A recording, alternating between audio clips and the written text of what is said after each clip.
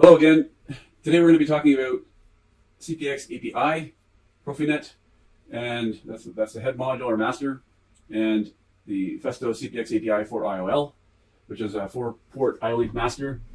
And we're going to be connecting to EGSS ball screw, which is a simplified motion series, SMS series from Festo. And the point of this is to discuss how to set up backup and restore within the IO-Link master, configuring it both through Profinet and the Festo tools or software tools. I have a camera here. If I expand this here, big idea here. I have, again, the Profinet head module, and the left port here connected to the 4 IOL is the IO-Link. And this long cylinder here in the background is what I have connected to port 1.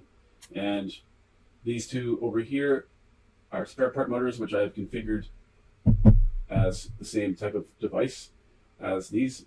And the idea is to show that when you change parameters during backup restore, that when you plug in a new device due to a malfunction or whatever the reason, that the parameters will be restored to the new device. I've already added my PLC to the project. I used the auto detect by adding it's basically you add the PLC and then you say detect and it finds everything. Really simple. And to accelerate things along here, I'm going to do the same thing with the devices. So online, I'm going to do a hardware detection.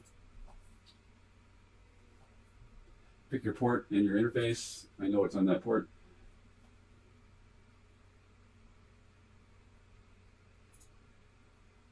Here's my device, looking at device name. I'm going to add device to the project. It says it was successfully done. Sometimes it says it was not, but that's irrelevant. We're not finished yet because we need to do one last thing. The auto detection does not detect the IO-Link master. So over here, we have our, should we understand here? So I've also installed the GSML file prior to doing all of this. And when we go to our modules here, we need to drag in our 4 IOL, which is part of this GSML here. We drag it into this first slot here. Then we need to configure the port that we want to use, okay? So we go to submodules, generic, and for the EGSS ball screw, it's only 2 bytes in, 2 bytes out of data. So I'm going to grab this and drop it into the first spot. And the other ports are considered disabled. If you want to make sure that they are, you can drag this in here. So we've got the 1 port, so on and so forth. And the default is exactly what we see here. Auto start means that basically the master, the IO-Link master, is not looking at the vendor and device ID. And what's the other one called? I think it's called, it is revision ID. So we have 2 options here, auto start and set port. The auto start, again, there's no validation check of the vendor ID, device ID, and revision ID. The set port configuration looks for that validation, and it's mandatory that these values down here are correct. So right now, we just have nothing configured, and we've got this port activated.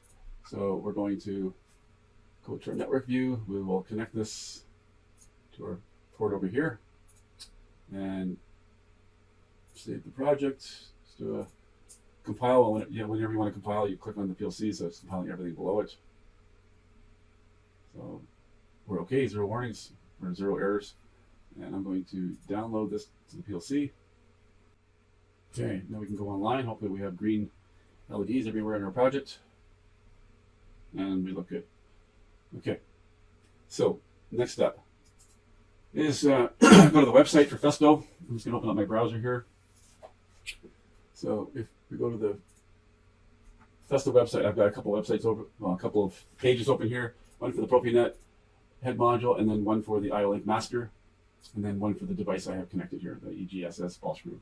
Okay. On the 4 IOL, we notice that under software we have this Festo IO-Link tool.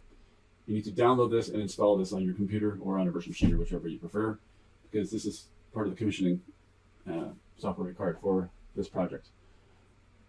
I go to start this software, I'll give you a quick overview. Okay, so I double clicked on the icon after installing it, and you come to this page right here. Normally you would come up here and do a search for master, and it would find the device that I know exists. Okay. In my case, I have some conflicts with my software. I have too many pieces of software here, so I'm going to manually add this. And under Ethernet IP, this is the head module, so you just drag this up, click and drag, you add it, and now the only thing you have to do is click the IP address, which I've already done in the past, so this is why it's populating this already, but I do this, and then it should say found, which it does, and now you have the options to do here. So that's the same as what I just did over here. This right here goes online, and the PLC is connected to the device right now, so I'm going to do a read from master, and we see here that we have the IO Link device set up on port 1, while the other 3 ports are deactivated. As well, inside this software, we have options, and then we have import IODD files. I've already done this for all the devices I need. So under IO Link, I have the EGSS and all of the variants. Okay. And I have quite a few files in here. So at this point, we can simply click on check for devices that are connected to the port. So we hit this little search window here, and it recognizes this because I have an IODD file associated with this. It takes this over, and now when you double click on this, it will open another pop-up window here, and you can scroll through here and look at all your different parameters. Okay, so now I'm going to show you how the function of switching out a controller or a motor or axis functions with the settings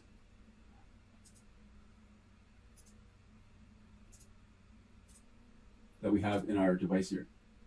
Again, right here, click on this. So again, we have no device check, auto starts active, and I'm going to show you that when we disconnect this one here, because we're a maintenance guy and we're going to replace this with this motor here, what the results are. Okay, so I'm going to go back to my camera here. I'm going to pull this device out. Before I connect this device here, I have this Festo iLink Master tool here. It's called CDSU-1. There's software that you download from this. So I purchased this from Festo, and I have the software, which is this right here.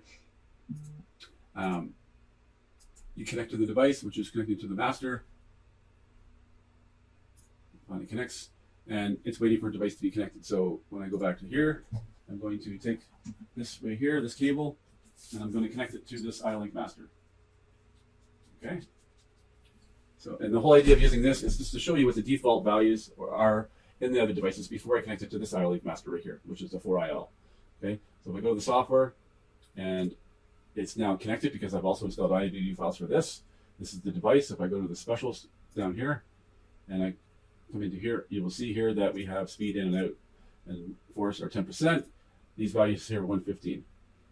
In the other project, we have no device connected right now. And what I'm going to do now is I'm going to disconnect this from this, knowing that we should have these values in that device, and what we're going to see is what happens when we connect it to this device here. So I'm going to quickly disconnect this. I'm going to connect it to this port.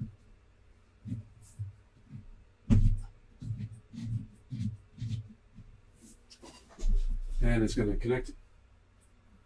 We have the yellow light solid. When we go to my project here, if I do a scan, we'll notice here that we have this device here. It looks different from the previous device, but they are in fact the same device. This is the spare part motor that I have done a firmware update and a parameter set download to. And so this is good, so I can just double click on this. And when I do a parameter upload, we'll see here that it took the default values from the device, which are different from what this device was. So the point of this is to make you understand that when the port mode is auto start, there's no device check. Basically, whatever the values are in the device that you have connected, when you do a swap out of the same device type and whatnot, whatever you have in the new device is what comes in as far as parameters go. So it's not a very good way of dealing with maintenance issues, because most of the time when you have a project, you make changes to your parameters. If you have a malfunction and you want to replace a drive, you want to be able to plug it in or connect it, and all the parameters that were in the previous motor controller go into the new controller or whatever the device is. Same idea with sensors and all that other stuff. So that's done. So what I'm going to do is I'm going to connect everything back to the original, and we're going to move to the next step here. So I'm going to disconnect this, and I'm going to connect the one over here, this one right here, and we'll go back to the project here, close this. I will scan again, so it's going back to this one. Even though the product name are different here, they are in fact the same vendor ID and device ID and revision ID, because that's how it works. Okay, so double click, go online, upload. We'll see that these values are 10, 90, 101. Those are the original values. Okay, so we're back to where we are, and now we are going to make some changes to our configuration. So we're going to go offline in order to make those changes, and what we're going to do is change this to set for configuration. We're going to turn on backup and restore, and now we need the vendor and device ID. You can get that probably right here. I think it's on the common. So the vendor ID is this right here. The decimal value of that is 333. So I'll go back to the software here. So type in 333. And the device ID, go back to this. The device ID. Come on, where are you? Device ID 00025B. That is decimal 603, because I'm such a smart guy. Ha ha ha. So we come down to here and we type in 603. And at this point, we are going to click on the PLC and we're going to do a compile. Hopefully when we go online, we have green LEDs everywhere. We do, that's great. So again, to recap, we've activated the backup and restore with the device ID and vendor ID. Okay, and if I close this, go online, it knows that there's a difference, because before we did no check. I'm going to do a read from the master. Now it's telling me backup and restore is active. If I double click on the device, we'll see here that we have some values. Okay. Now, if you're using this tool right now and I make a change, we're going to test this and see what happens here. I'm going to change this to 10s, or actually not 10s, I'll change this to 50s. And then we'll do a block transfer here, and now there's 50 in there. So just as a quick test here, we have 50 101s. I'm going to disconnect the device and install the other one. We know that the other device had differences. We know that it was 10, 10, 10, and 115s. And let's see what happens. Pulling this out, installing this.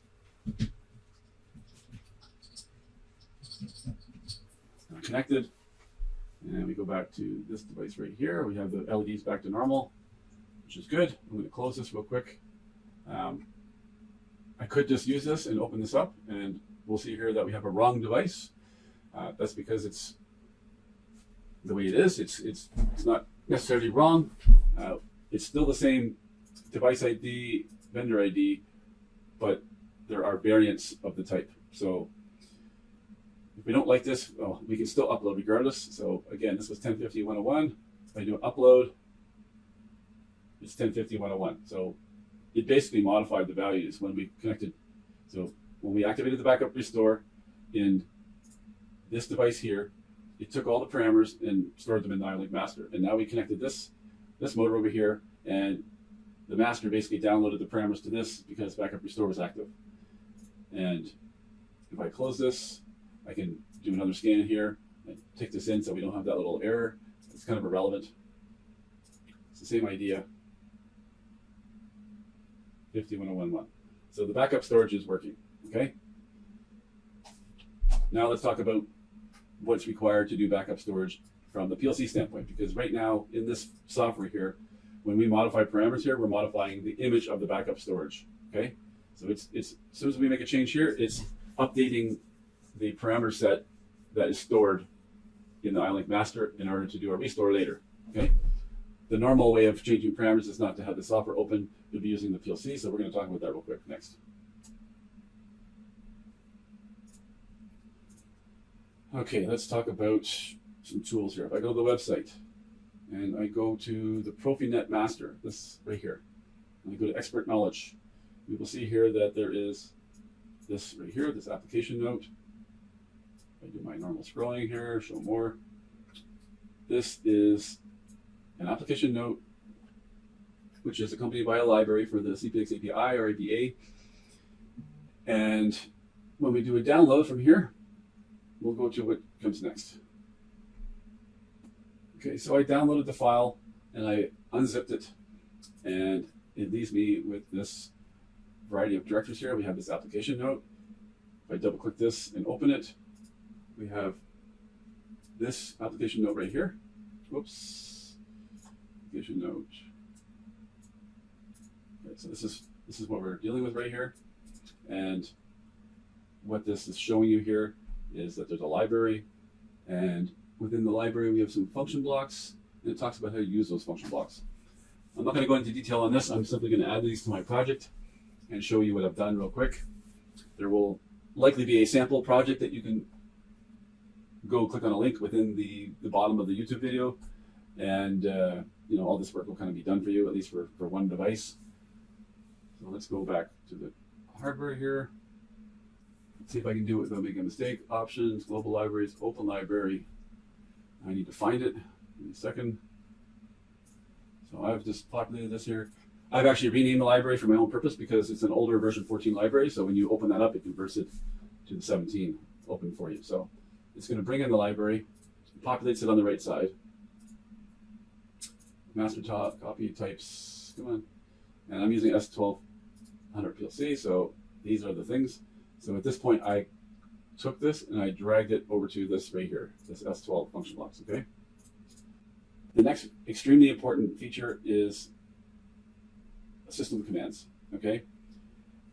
If I was to modify the iLink parameters and then I do nothing else, we have not updated the backup image for the backup restore functionality. And what we need to do is a little bit further, which is not really well documented.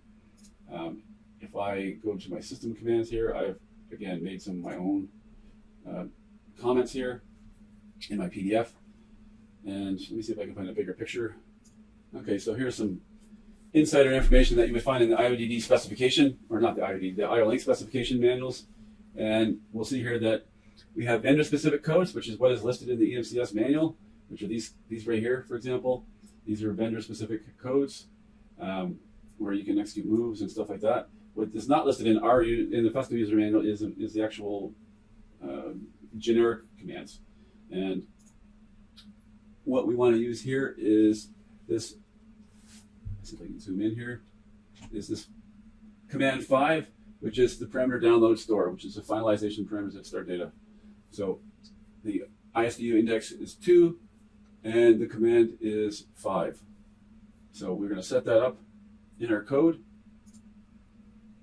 And I've done the exact same thing I did for the other one here. I dragged in the function block. It asked me for an instance. I created the instance right here, which is parameter 2, subindex 0, system command 5. And then I created some tags for this. And the tags I populated with the port number being 1, the index is 2, and subindex is 0, which is the same as the 2. Subindex 0 is, that's what it is. There is a word for it, I just can't think of it right now. And it's going to be a write. The data length is 1. It is, in fact, a byte of information. And the data that I'm going to send is a 5, which is the command 5. Again, if we go back to here, we're sending a command of 5. 5 decimal is 5 hex. It's the same thing, so we don't have to do any conversion. And yeah, so basically when we execute this, we're going to be saying, okay, take whatever the parameters are and use them as the backup and use them for the restore later. Okay. So we're going to go online and try this out now. Okay. And we'll show not using this and using this and see what the results are. Okay. Well, we'll see what I do here.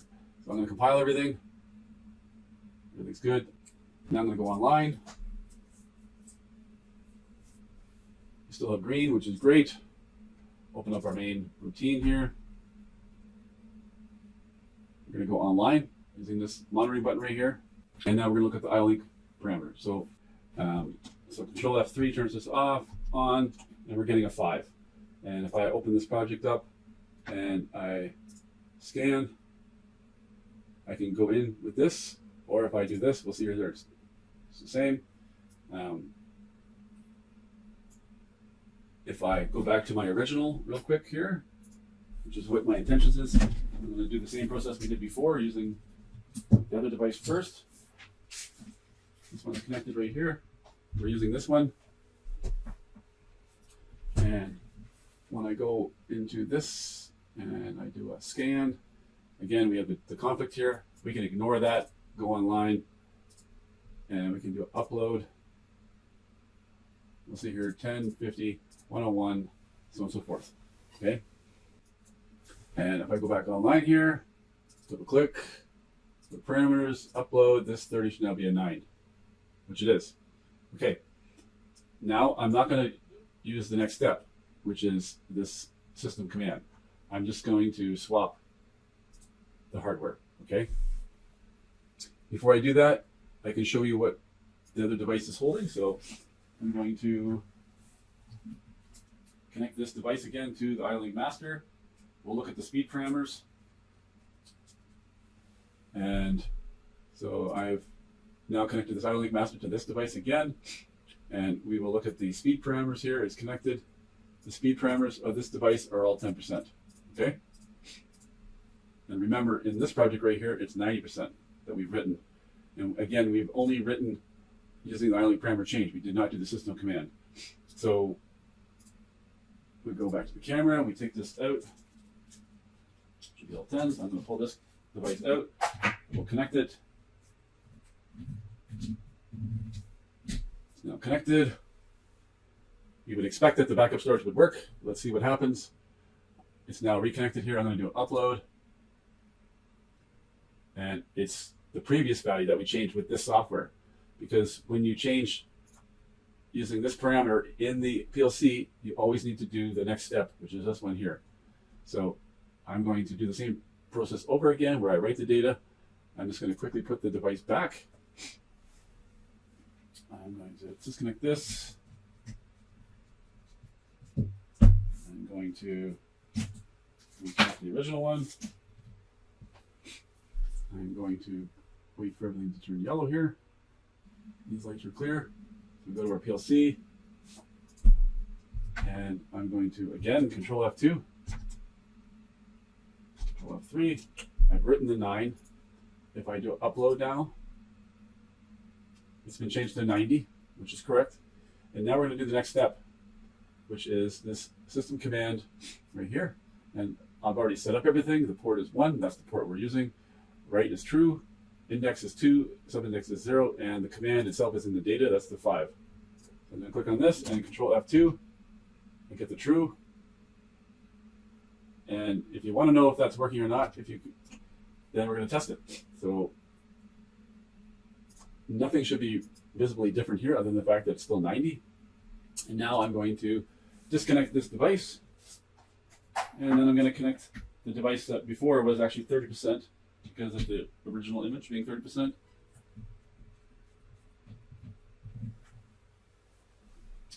Wait for the greens, wait for this to be on. And now if I go into here and I do a upload, we'll see here that the 90% is still there. So we have a fully functioning, any parameters you want to change, once you finish changing them, you do the system command here and everything's good.